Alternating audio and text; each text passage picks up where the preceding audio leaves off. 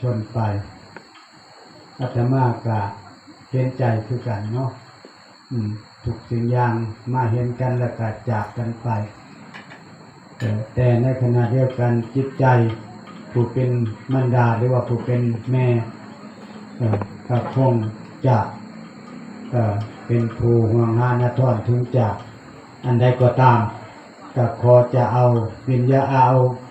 สรีระร่างกายของคุณโยมสนิทนี่มาทำชาปนกิจเพื่อบำเพ็ญบุญบำเพ็ญกุศลให้ในวาระสุดท้ายเพราะฉะนั้นในวันนี้ก็ถือว่าเป็นวันแรกและก็วันสุดท้าย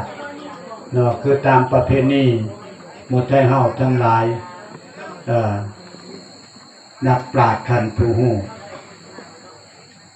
ก็บ่ให้ความเดือนความปีก็เลยมื้ออื่นนี่ก็สิได้ลงห่มลงเย็นแต่ก่อนที่จะได้ลงห่มลงเย็นนั้นท่านเจ้าภาพก็จะต้องทำบุญให้ถึงที่สุดตามใจที่ความหักตามใจที่ความคิดถึงคันนึงหาในเวลาจากกันไปเพราะฉะนั้นในมื้อนี้ก็เป็นการสวดอภิธรรมเพื่อบำเพ็ญกุศลให้ผู้ไหว้ชนไปแต่การสวดอภิธรรมนั้นสืบเนื่องมาจากสมัยขังพุทธกาลมีพระพุทธเจ้าเป็นต้นได้นำธรรมะเหล่านี้ไปโปรดพุทธมารดาดูที่สวงสวรรค์ชั้นดาวดึงส์หรือดาวดึงส์ซึ่งเป็นขอบเขตถึงณอุทยานปริกชาติเป็นสวรรค์ที่สี่เพราะสวรรค์ชั้นนี้นั้นเป็นสวรรค์ที่ทำให้ทั่วเทพเทพาอารักษ์โยมพวกโยมยักษ์ทั้งหลายได้มารับฟังพระสัทธรรมเทศนาจากพระพุทธเจ้าองค์ต่างๆจากพระสาวกองค์ต่างๆหนึ่งในนั้นก็มีพระสัมมาสัมพุทธเจ้าหลังจากตรัสรู้ไปในพรรษาที่7พระพุทธองค์ก็ทรงมาดำริว่าพระพุทธองค์นั้นได้โปรดพุทธมะได้โปรดเวนยสัตว์ทุกตัวตนแต่ยังบ่ได้โปรดพุทธมารดาจริงๆทั้งคนเมื่อดังที่เฮาทราบกันทั้งหลายว่าเมื่อประสูติองค์ชายสิทธัตถะมาได้ประมาณ7 นาทีหรือ7 วันพระมารดานี่ก็สิ้นพระชนม์ไปแล้วก็เลยได้นางโคตมีซึ่งเป็นพระนางมาตุชามาเป็นแม่นมเลี้ยงแทนจนกระทั่งเจริญวัยได้ครองราชสมบัติแต่ในขณะเดียวกันนั่นมาเกิดความเบื่อหน่ายในเทวทูต4